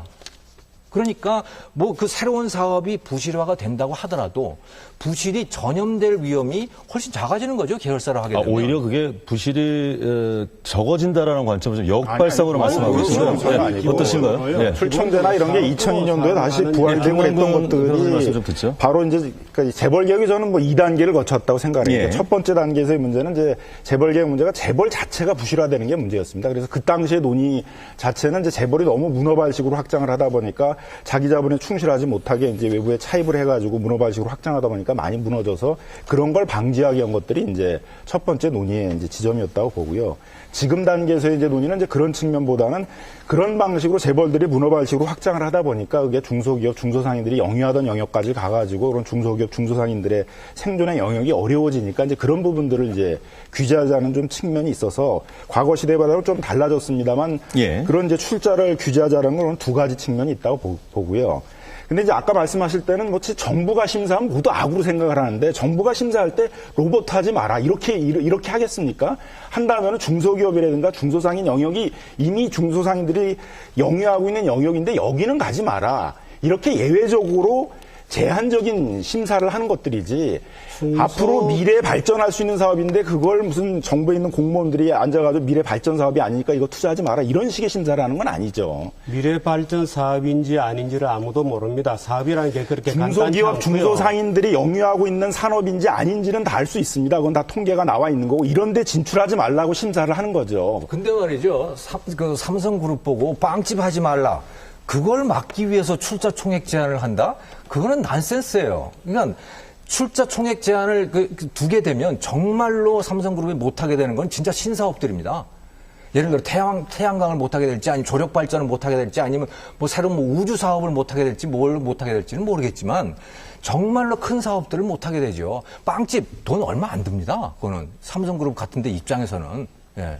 그러니까 아닌데 그런 대규모 투자를 하는 그런 부분에 대해서는 삼성 그룹 입장에서는 빵집 정도를 경영해서 얻는 이득이 전체 이득에서 얼마 안 된다라는 건 아마 다 공감하실 것 같습니다만 반면에 그 빵집을 운영하고 있는 자영업자들이 받는 피해는 상대적으로 크지 않을까요? 저는 뭐 그렇게 훌륭한 일이었다고 생각지는 않아요. 그렇다고 예. 범법을 한 건 아니지만 예. 그런데 그것을 막기 위해서 출자 총액 제한을 건드린다라고 하는 것은 이거는 그야말로 뭐라 그러나 아주 작은 문제를 잡기 위해서 대포를 동원하는 거하고 같은 거죠. 그 말씀을 드리는 겁니다. 예를 들어서 기업 경영은 어떤 사업을 마치 성공할 사업은 세상 사람들이 다 알 것처럼 말씀하시는데 그렇지 않습니다. 예를 들어서 반도체 같은 투자도요. 그 당시 삼성그룹 안에서도 웬만한 사람은 다 반대했다고 할 정도였거든요. 엄청난 투자 사업이 들고 정말 명운을 걸고 하는 겁니다. 그런데 그걸 공무원들이 이 사업을 해도 된다, 저 사업을 해도 된다고 판단하는 게 그렇게 쉽지 않아요. 공무원들이 심사를 하는 게 이게 사업성이 있다, 그렇게 없다, 이런 걸 공무원들이 어떻게 심사를 합니까? 아니, 그런 건 그런 예도 없었고요. 아니, 한다 그러면 이게 국회의원들에게 중소기업, 중소상인들이 이미 시장 점유율이 중소기업, 중소상인들이 점유하고 있는 시장 점유율이 높은 산업이니까 이런 중소기업, 중소상인 영역에 가지 마라. 이런 제한적 심사를 하는 거지. 공무원들이 어떻게 앉아가지고 기업가들이 경영적 판단을 해야 돼. 이런 규제가 어떻게, 사업성이나 이런 걸 어떻게 판단합니까? 출자 총액 규제가 어떻게 없어졌는지에 대해서는 조금 더 공부를 하시는 게 좋을 것 같은데요. 출자 총액 그때 규제는 그렇게 되었기 이명박 정부가 때문에 들어와서 기업 프렌들리 정책을 하면서 기업 그래서 투자를 늘린다고 없어졌고요. 된 거죠. 무슨 근데 그런 말씀하세요? 저기 뭐 그 2009년도에 이명박 정부가 출자 총액 제한제를 없앤 거 예를 맞죠? 들어서 그죠? 네, 그건 맞는 사업부로 거 같고. 하느냐, 예. 사업부로 하느냐, 별도 법인으로 하느냐, 어떤 사업을 하느냐 이런 거는 전적으로 기업가들이 자기 리스크로 결정하는 겁니다. 중소기업 전문업종이 마치 원래부터 존재하는 것처럼 생각하는데 두부가 중소기업 전문업종이죠. 샘표식품, 간장 못 만들게 되었습니다. 풀문, 두부 못 만들게 되었어요. 이 설명 좀 해보세요. PC는 지금 중소기업 전문업종으로 되어 있어요. 한때는 대기업이 만들었습니다. 그렇잖아요. 내비게이션은 어떻게 될까요? 재생타이어 재생타이어 지금 중소기업 전문업종이거든요. 중소기업 전문업종 재생타이어 딱 지정해 놨더니 미슐린이 들어와서 해요. 우리나라 금호타이어, 한국타이어는 못 해요. 왜? 중소기업 업종이기 때문에. 근데 세계 최대의 자동차 타이어에서는 미쉐링은 들어와서 해요. 이거 어떻게 생각하세요? 제가 지금 이 그게 볼펜은 언제적 얘기입니까? 그 타이어 중소기업 보유업종 제도는 2006년도에 없어졌죠, 그죠? 예, 최근에 다시 지금 지정되고 있는 제도가 다시 과정이죠. 지정됐잖아요. 예, 적합업종으로 바뀐 과정이 거죠. 지금 만들어지고 있는 거죠. 보세요. 심사되고 지금 있는 거죠. 방청객 중에서도 이 연필들 많이 가지고 있을 텐데요. 연필 이런 문교로도 중소기업 업종이었거든요. 그 다음에 어떻게 됐나요? 전부 슈테틀러, 독일제 아니면 일제였죠. 자, 그럼 약간, 안경테 예. 어떻게 되었어요? 다 그렇습니다. 예를 들어서 중소기업 업종을 우리가 개방된 체제에서 중소기업 업종을 보호한다고 보호가 되지 않습니다. 예를 들어서 어떤 회사가 예를 들어서 왜 우리는 떡볶이를 그럼 세계적인 식품으로 만들면 안 되나요? 왜 우리는 파리바게뜨는 파리의 빵을 먹으면서 예, 왜 우리 죄송합니다. 떡볶이는 특정 브랜드는 조금 자제해 주시면 고맙겠습니다. 왜 예. 떡볶이를 세계적인 브랜드로 만들면 안 되죠? 그걸 중소기업 업종으로 만들어 놓는 순간에 세계적인 업종이 될 수 없죠. 예. 비빔밥을 왜 세계인들에게 먹이면 안 되나요? 근데 예. 중소기업 전문 업종으로 만들어 놓는 순간에 세계인들에게 비빔밥을 먹일 수 없습니다. 일단 하나는 중소기업이 하면은 세계적인 업종이 안 된다는 것도 엄청난 착각이신 아니에요. 것 같고요. 또 하나는 대기업이 되잖아요. 저는 그럼 좀 나가야 돼요. 궁금한 것 중에 하나가 뭐냐면 지금 그러면 특히 이 정 실장님은 최근에 중소기업이 문제가 되거나 상인들이 문제가 되거나 이런 것들이 대기업하고 관계없다. 지금 오히려 정치권들도 경제민주화하고 있는 게 번지수를 완전히 다 잘못 짚은 거다. 심지어는 새누리당의 박근혜 후보조차도 번지수를 잘못 짚은 거다. 그러면 지금 중소기업들하고 대기업하고 동반 성장하자 그러고 상인들도 살아야 되겠다고 그러는데 상인들이나 중소기업이 죽겠다고 하는 이유는 뭔지 순전히 그들 잘못이고 대기업한테 책임은 없는 건지 아무것도 그들은 재벌 대기업들이나 큰 기업들은 스스로 알아서 합리적으로 투자한 거고 선택한 거로 우리가 봐야 되는 건지 그게 오히려 더 궁금해지네요. 지금 그 문제가 얼마나 심각한지 그럼 궁금해 하시다니까 제가 설명을 드릴게요. 예를 들면 지금 그럼 중소기업이 조그맣게 시작해서 떡볶이집을 시작해서 세계적인 체인이 될 수 있다. 안 되게 돼 있습니다. 그 체인이 커져가지고 대기업이 되잖아요. 고용 인원도 늘어나고. 그럼 그 업종을 놓고 나가야 되는 겁니다. 안 되게 돼 있어요. 그래서 지금 어떤 현상이 나타나느냐 하면 예를 들어서 기업이 어떤 업종에 종사하면서 커졌어요. 그 회사가 제가 회사 이름을 여기서 공개할 수는 없겠죠. 회사를 2개로 찢었습니다. 왜? 중소기업으로 계속 남아있기 위해서. 그 업종을 하기 위해서 회사를 찢었어요. 물론 아마 굉장한 불법도 했을지도 모르죠. 그런 회사가 2개 있습니다. 2개가 각자 찢었죠. 그래서 지금 예를 들어서 중소기업 조그마한 회사가 뭐 하나 업종 가지고 키워서 세계적인 기업 안 되게 돼 있는 거예요. 그게. 그 안 되게 된 게 중소기업 지금 적합업종이라는 거예요. 어쨌든 제가 말씀드리고 싶은 건 이런 거거든요. 그러니까 지금 너무 세계적인 업종, 뭐 세계화 이런 얘기 하시는데 지금 떡볶이 하고 있는 사람들이 누굽니까? 그 사람들이 무슨 세계적인 떡볶이 산업을 만들기 위해서 지금 뭘 하고 있는 분들이 아니, 대부분 지금 자영업하고 계신 분들이 직장에서 떨어져 나오시거나 명퇴하거나 이래서 가족들, 이 생계 때문에 떡볶이 하시는 거거든요. 이 사람들이 원하는 게 그 무슨 세계적인 업종으로 브랜드로 만드는 거는 한참 뒤의 얘기입니다. 막 떡볶이 사업 시작해서 떡볶이가 됐든 빵집이 됐든 조그맣게 가게, 구멍가게 열고 가족 생계 열자고 하는데 그 자리를 지금 대기업이 치고 들어와서 그런 밥그릇마저도 유지를 못하게 만들고 있으니까 지금 사회 문제가 되고 있는 것이거든요. 근데 이 앞에서 이 세계적인 업종이 되려면 그런 분들 보고 하지 말고 그 대기업이 하는 것도 내버려 둬야 되고 개방해야 되고 이런 얘기하면 안 되는 것이거든요. 알겠습니다. 잠시만요. 떡볶이 수출하는 걸 막는 게 알겠습니다. 예, 오늘 뭐 수출하는 걸 왜 막습니까? 유난히 비유가 이 떡볶이가 대기업이 국내에 가서 잠시만요. 알겠습니다. 예, 잠시만요. 아니, 좋습니다. 해외에서는 아무도 정 국내에서 안 실장님, 된다, 이 말이- 잠시만요. 알겠습니다. 잠시만요. 예. 지금 저희는 순환 출자하고 이 총출자 이야기하면서 출총자 얘기를 하면서 좀 이제 이런 정도까지 왔는데 요즘 이제 경제 위기는 다 체감하고 있습니다. 또 내 주머니가 비어 있다라는 것에 대해서는 모두가 공감할 것 같습니다. 그리고 아마 모두가 희망하는 것은 경제가 좀 나아졌으면 좋겠다. 그리고 내 주머니도 좀 채워졌으면 좋겠다라는 희망이 아닐까 싶습니다. 그런 의미에서 지금 사회적으로 큰 문제가 되고 있는 양극화 문제의 그 주범이 누구냐? 바라보는 시각이 좀 다를 것 같습니다. 한쪽은 그것이 재벌에게 영향이 있다라는 것이고 또 한쪽은 마녀 사냥이 아닌가라는 얘기. 그러면서 여러 가지 좀 이야기가 좀 진행이 됐는데 경제는 이제 숫자로 많이 표현이 되죠. 그러나 이제 하나 우리가 간과해서는 안 되는 것은 그 수치 뒤에 있는 것은 인간이라는 것. 이것은 좀 우리가 알고 넘어가야 될 부분이 아닌가 싶어서 그 부분은 잠시 뒤에 좀 더 논의를 하기로 하고요. 여기서 열띤 토론을 함께 하셨던 시민 동객 여러분들의 날카로운 질문을 한번 청해 듣도록 하겠습니다. 어느 분께서 먼저 하시겠습니까? 예, 기회 드리겠습니다. 예. 네, 저는 정규재 실장님께 질문 드리겠는데요. 경제 민주화의 요구에는 아무래도 이제 국민적인 요구가 있다고 바탕이 되었다고 생각이 되고 그런 국민적 요구의 기본에는 아무래도 그 대기업들이 지속적으로 해결을 그동안 못했던 그리고 국민의 감성적으로 약간 반감을 가지고 있는 문제들이 좀 대부분 차지하고 있다고 봅니다. 예를 들어 그 세습이라던가 그리고 비정규직 문제, 이런 골목 상권 문제, 이런 문제들도 있을 텐데요. 그러면 아까 마녀 사냥이라고까지 말씀을 하셨는데 그런 규제가 아니라면 시장 안에서 이러한 문제들을 해결할 수 있는 해법은 무엇이라고 생각이 하십니까? 지금 예, 답변하시면 됩니다. 제가 그런 대책에 다 반대한다고 해서 무슨 하느님도 아니고 대책이 있는 것은 아닙니다. 우리가 가질 수 있는 유일한 대책은 시장 경제 원리를 철저히 해서 그 누구도 공짜로 편성할 수 없는 시스템을 더 밀어가는 것이 그나마 특권을 없애고 지연, 학연, 혈연을 없애고 열심히 일하는 자가 자기 권리를 찾을 수 있는 길이 된다고 굳게 믿고 있기 때문이죠.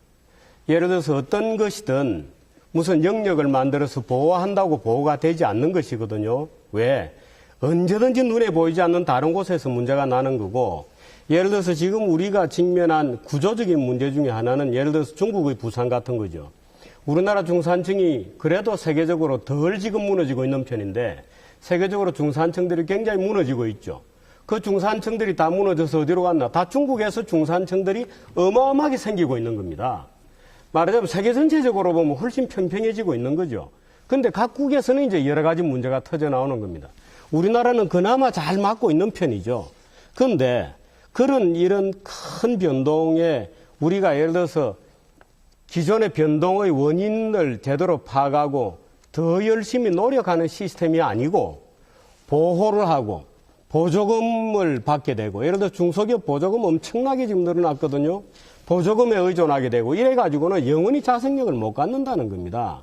그래서 지금 우리가 경제민주화로 달성하고자 하려고 하는 여러 가지 최종 목표 예를 들어서 누구든지 동등한 기회를 얻고 빈부가 크게 차이가 나지 않고 중소기업도 어느 정도는 세계화된 기업으로 커나갈 수 있는 시스템을 만드는 방법은 무슨 중소기업 보호업종을 만들어서 우물 안에 연못 안에 먹이를 주는 그런 시장을 만들어서는 안 된다고 보는 것이죠. 이 방법은 굉장히 강한 방법이죠. 말하자면 싫은 방법이 누구든지 싫어하는 겁니다. 그러나 그 싫어하는 방법이 아니면 그 누구도 예를 들어서 페트 우리 다이어트 할 때 힘들잖아요. 살을 빼려면 열심히 운동을 하고 땀을 흘려야죠. 말하자면 그런 그 방법이 아닌 다른 어떤 국가가 보호해주고 세금을 많이 걷어서 보조금을 더 주는 어떤 방법도 장기적으로 그 나라를 균형된 경제가 비교적 고루고루 성장하는 경제로 가본 전례도 없고 가지 않는다고 보기 때문에 그런 거죠. 경제민주화의 목표 자체에 대해서 우리가 누구든지 따뜻하게 살고 싶다. 그걸 누가 부정하나요? 예를 들어서 대기업에도 비정규직이 굉장히 많고 임금 격차가 적어도 40% 이상 난다. 그 모르는 사람이 누가 있어요? 똑같이 써가지고 똑같은 나사못을 받고 있는데 한 사람은 예를 들어서 연봉이 8천이고 한 사람은 3천이다. 그게 말이 되는 건가요? 그거 고쳐야죠. 고치는데 어떤 방법으로 고치느냐 하는 문제가 있는 것이죠. 예를 들어서 잘못 고치게 되면요. 그 3천만 원이라도 받고 있던 사람이 내일부터는 실업자의 줄에 가서 서게 될지도 모른다는 겁니다. 말하자면 우리는 그 사람을 보호하고 싶지만 잘못 보호하게 되면 그 사람은 내일은 실업자가 되어서 급식소 앞에 서 있어야 될지도 모르기 때문에 어떤 방법이 정말 우리가 경제를 제대로 건설하는 방법이냐에 대한 고민이지 예를 들어서 자본가를 옹호한다든지 부자를 옹호한다든지 이런 거 아니에요. 답변이 되셨나요? 네, 뭐 이렇게 말씀은 길게 해주셨는데 어쨌든 답은 없다는 말씀으로 저는 들었고요. 시장경제 원칙으로 그나마 네. 건져배가는 것이 가장 좋은 방법이죠. 예. 그 말씀하신 그 국제적인 변동이라는 그런 요인이 아니더라도 지금 프랜차이즈 횡포라던가 그런 부분 때문에 많은 자영업자들이 자기는 퇴직금이라던가 이런 생계를 잃는 경우가 많거든요. 그런 면에서는 어떻게 보면 대기업에 대해서는 좀 비난받아야 될 부분은 있지 않을까요? 프랜차이즈는 조금 다른 문제인데요. 만일에 프랜차이즈가 문제가 있으면 예를 들어서 프랜차이즈는 이미 예를 들어 재판도 많이 걸리고 헌법재판소 판례도 이미 있고 그렇습니다. 그런데 예. 대부분의 경우에 판결이 어떻게 나느냐 하면요. 그것은 사적 분쟁으로 해결하는 거지 정부가 들어서 니는 이걸 하지 마라 해라고 해서는 안 된다는 게 헌법재판소의 일관된 판결입니다. 그래서 사적 분쟁이 되죠. 그래서 누구든지 프랜차이즈를 할 때는 프랜차이즈는 그렇게 욕을 먹지만 또 줄도 많이 서 있죠. 사람들이. 어떻든 그걸 얻어보려고. 예를 들어서 그 프랜차이즈도 처음에는 조그만 상미당이라고 하는 빵집이었습니다. 지금 우리가 다 알고 있는 그 회사도 처음에는 조그만 동네 빵집이었죠. 그 동네 빵집이 지금 저렇게 커져서 전 세계 지금 체인망을 가지게 된 겁니다. 예. 그런데 그런 분쟁은 자기가 자기 권리를 보호하려고 하는 개인의 노력이 있고요. 분쟁이 생겼을 때는 법정에 가서 해결하는 겁니다. 알겠습니다. 지금 그 시민 농객의 질문에 대해서 전 시장께서 답변을 하셨는데 전 시장님 답변 가운데 혹시 반론이 있으신가요? 이제 정 실장님께서는 시장 원리에 충실하게 하는 게 이제 예. 최선이다 이렇게 말씀을 하셨는데 사실은 지금 경제민주화 얘기가 나온 것 자체가 시장 원리에 충실하다 보니까 문제가 생긴 거거든요. 그러니까 흔히들 얘기하는 이제 이 줄푸세 공약이 일테면 그런 거 아니겠습니까? 이제 규제를 풀고 세금 줄여주고 그리고 특히 서민이나 노동자들에게 법치를 강화하고 이렇게 해서 5년 지나왔는데 그러다 보니까 이 재벌 대기업들이 시장에서 너무 커져서 이들이 시장의 지배력을 남용하고 경제력이 집중돼서 힘의 균형이 깨진 것이죠. 시장에다 그대로 내버려 뒀더니 일방적으로 재벌의 힘이 너무 커지고 나머지 약자인 중소기업이나 상인들이 설 자리가 없어진 거죠. 그래서 그대로 시장에다가 내버려두면 안 되겠다. 이게 정부가 나서서 공정한 게임을 만들어주자, 정부가 나서서 힘의 균형을 다시 잡아주자 해서 나오고 있는 게 경제민주화거든요, 지금. 근데 그걸 다시 이전으로 다시 돌리자, 지금까지 해오던 대로 계속 해오자, 그러면 더 상황이 나빠지는 상황을 우리가 지켜보자는 얘기인데, 지금 정치권들이 얘기하는 건 그게 아니거든요. 그러니까 재벌은 막을 수가 있어요. 그런데요, 다른 커다란 글로벌 세력은 막을 수가 없습니다. 예를 들어서, 지금 아까 SSM 말씀을 하셨지만요. SSM 그 진출을 못한다. 그래서 막아놨어요. 그랬더니 지금 무슨 일이 생기고 있냐면, 저 부산부터 시작을 해가지고 트라박스라고 하는 게 지금 들어오고 있습니다. 벌써 10개나 생겼어요. 이 트라박스라고 하는 SSM입니다. 기본적으로. 일본에 본부를 두고 있는 거예요. 그게 벌써 10개예요. 아마 조만간 20개, 30개로 늘어나겠죠. 근데 일본에서만 끝날까요? 저 분명히 중국의 편의점들이 한국에 들어올 거라고 생각합니다. 얼마 안 남았습니다, 이제 그거. 자, 그러면 그 나라도 그럼 막을 거냐는 거예요. 중국도 막을 거냐? 무슨 명분으로 막냐, 이거 중국 기업이 들어오는 거를. 예. 이건 막을 수 없다는 거죠. 그런 제도는 뭐 우리만 하는 것으로 생각을 하시는데 미국도 대형마트의 도심 진출은 다 막고 있습니다. 지금 월마트가 뉴욕에 진출을 못하고 있고요. 로스앤젤레스도 세상이 비슷하다 보니까 로스앤젤레스에 월마트가 진출하려고 생활형 마트라 해서 우리 SSM처럼 규모를 5분의 1로 줄여가지고 진출하려고 하는데 그거 진출하지 못하고 있습니다. 시카고에 이제 한 점 정도를 낸 그런 상황이고요. 독일도 다 그런 도심 진출을 막고 있기 때문에 독일에서 메트로라는 대형 유통점이 이제 함부르크 도심에 진출하려다 결국 진출을 못하고 있고요. 예. 다 이제 그런 방식으로 중소기업이나 중소상인이라든가 그 지역 경제를 보호하기 위한 그런 입법들은 다 쓰고 있는 중소기업이 것이고. 들어오고 중국 중소기업 조그만 점포들이 들어오는데 그거 막을 수 마찬가지로 이제 있습니까? 우리나라에 있어서의 규제 입법을 같이 적용하면 되는 것이죠. 알겠습니다. 입법에 대해서도. 자, 이 정도 정리를 하고요. 다음 시민논객의 질문 받겠습니다. 네. 저는 김병권 부위원장님께 질문 드리겠습니다.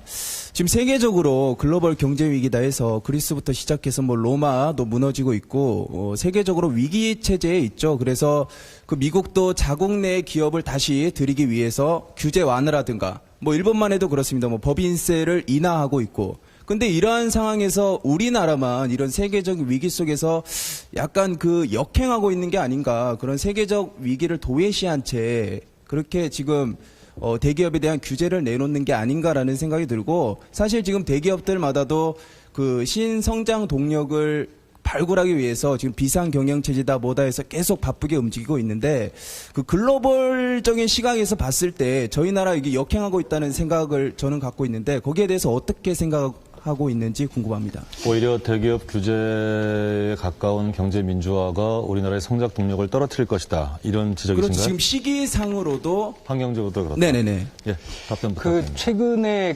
미국의 선거의 사례를 하나 좀 우리가 참고해 볼 만한 예. 게 있는데요.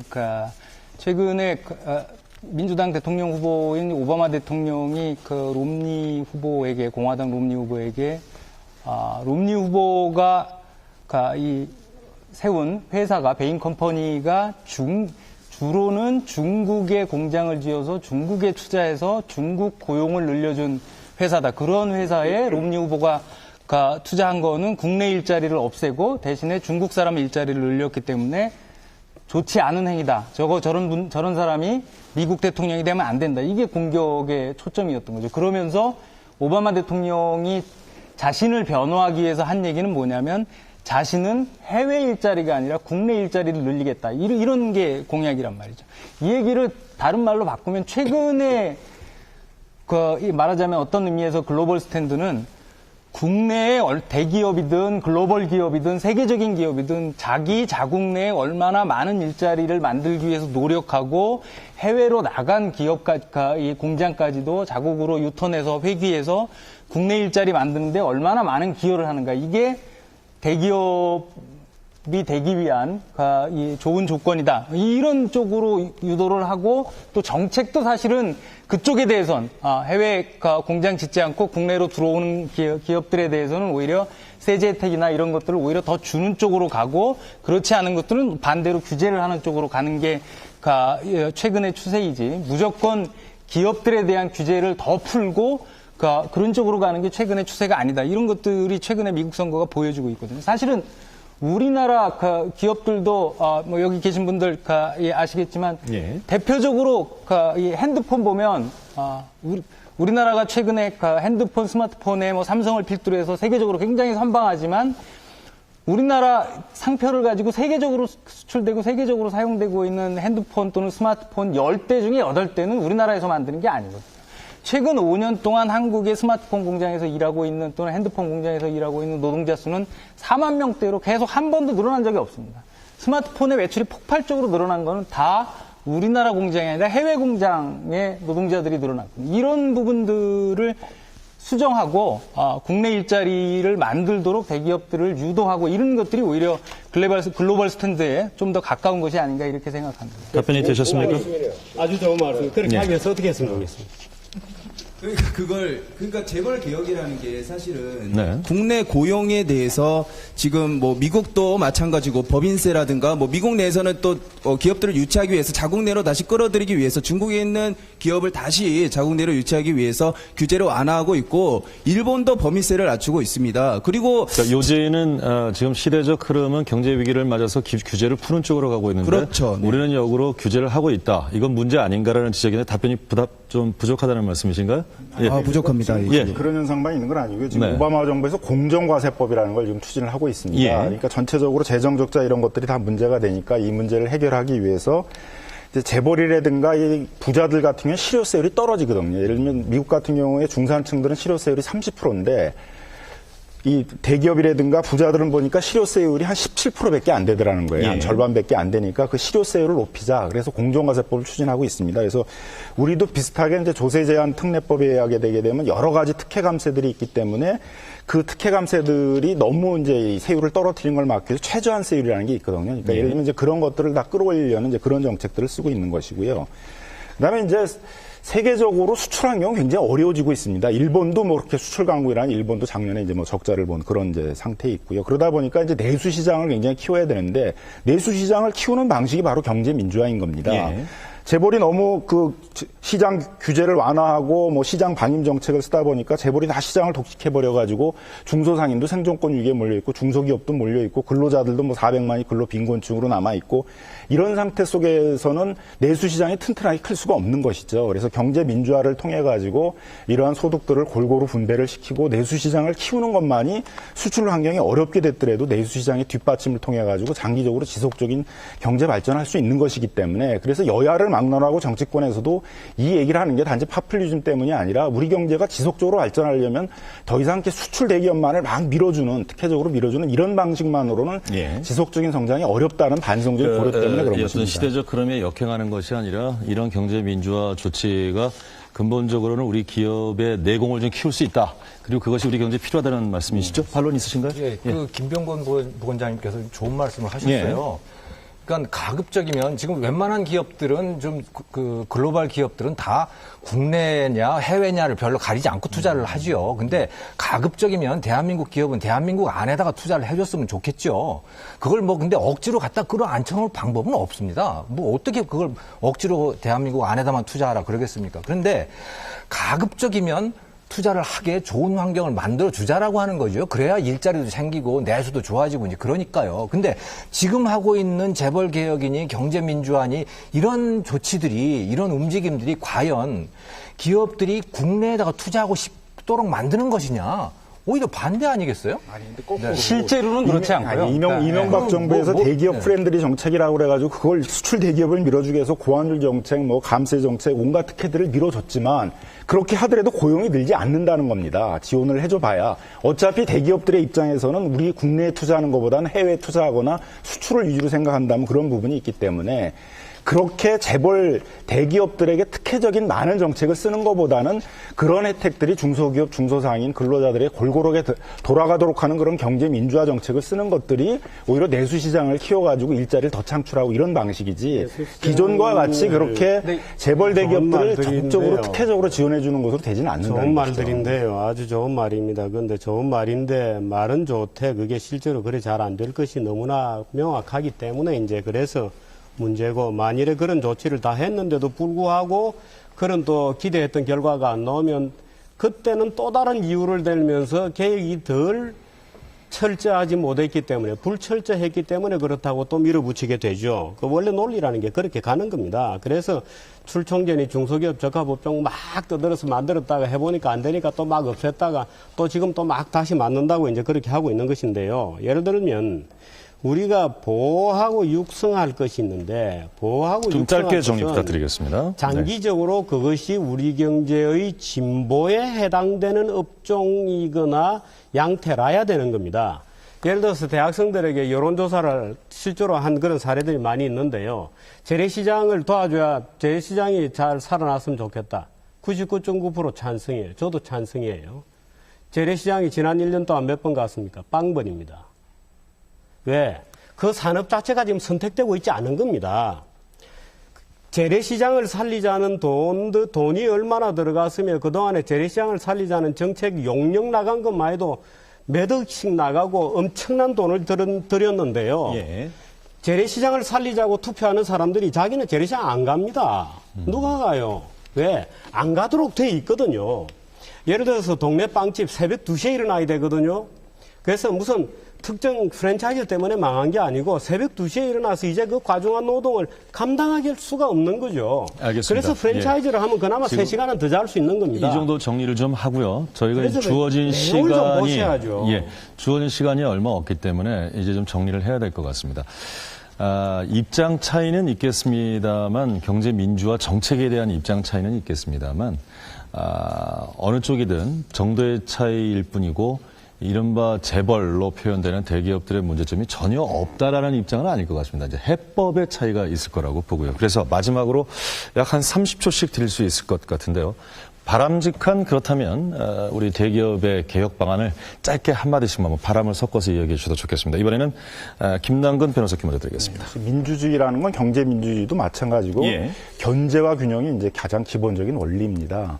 따라서 중소상인 중소기업 소비자 근로자라도 그것에 대해서 대기업에 대해서 재벌에 대해서 견제를 통해서 균형을 맞출 수 있는 제도들이 필요합니다. 예를 들면 소비자들에 대해서도 그런 재벌 대기업들의 담합에 대해서 그것에 대해서 집단적으로 대응할 수 있는 소비자 집단소송법 같은 대항수단을 준다라든가 예. 중소기업, 중소상인의 경우에 있어서도 거기에 대응할 수 있어 중소상인 적합업종 보호에 관한 특별법 같은 걸 만들어가지고 그 대기업 재벌들이 그런 중소상인 중소기업의 적합업종에 진출하는 것들을 뭐 적극적으로 예. 규제를 한다라든가 뭐 하도급법들 적극적으로 개정을 해가지고 그 하도급 그 불공정 피해를 당하는 중소기업들이 적극적으로 구제받을 수 있는 길들을 열어준다라든가 뭐 근로자들 문제에 있어서도 이런 비정규직이라든가 이런 문제들을 적극적으로 개선을 한다든가 이런 방식들을 통해 가지고 재벌 대기업들을 이제 적극적으로 견제해내는 것들이 우리 사회의 경제 민주화를 이뤄내는 것들이고 그게 우리 사회 경제에 있어서 지속적인 발전을 담보하는 방식입니다. 알겠습니다.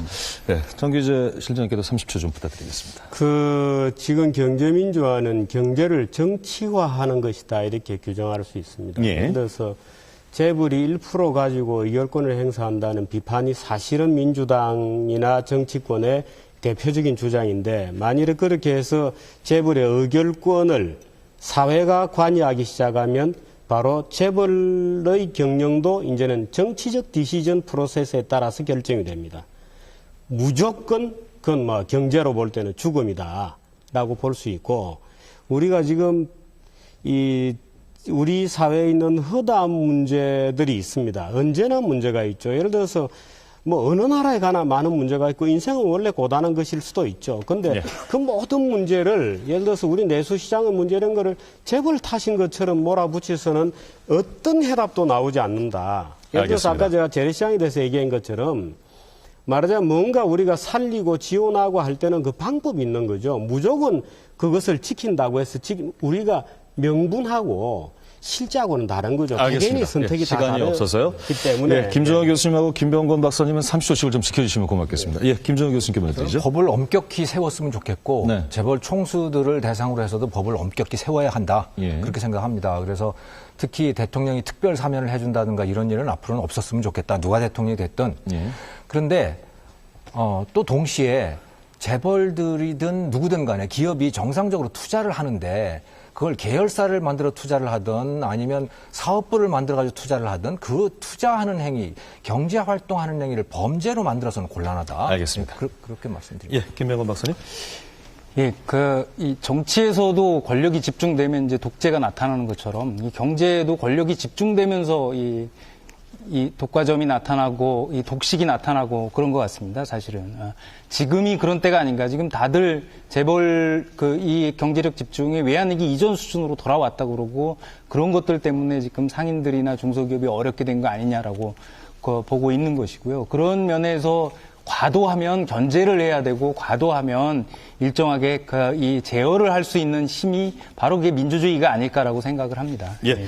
오늘 늦은 시각 열띤 토론을 펼쳐주신 네 분과 함께해 주신 여러분들께 깊은 감사의 말씀을 드립니다. 시간이 늘 모자라서 말씀을 자꾸 끊은 점은 전적으로 사회자의 책임이라 사과 말씀 드리겠고요. 죄송합니다. 그러나 또 고맙다는 말씀 드리겠습니다. 오늘 정규재 실장님께서 말씀 가운데 자주 썼던 단어가 우리 참 고단하다라는 얘기를 했는데 좀 덜 고단하기를 희망하면서 오늘 토론 여기서 마치겠습니다. 함께해 주신 여러분 대단히 감사합니다.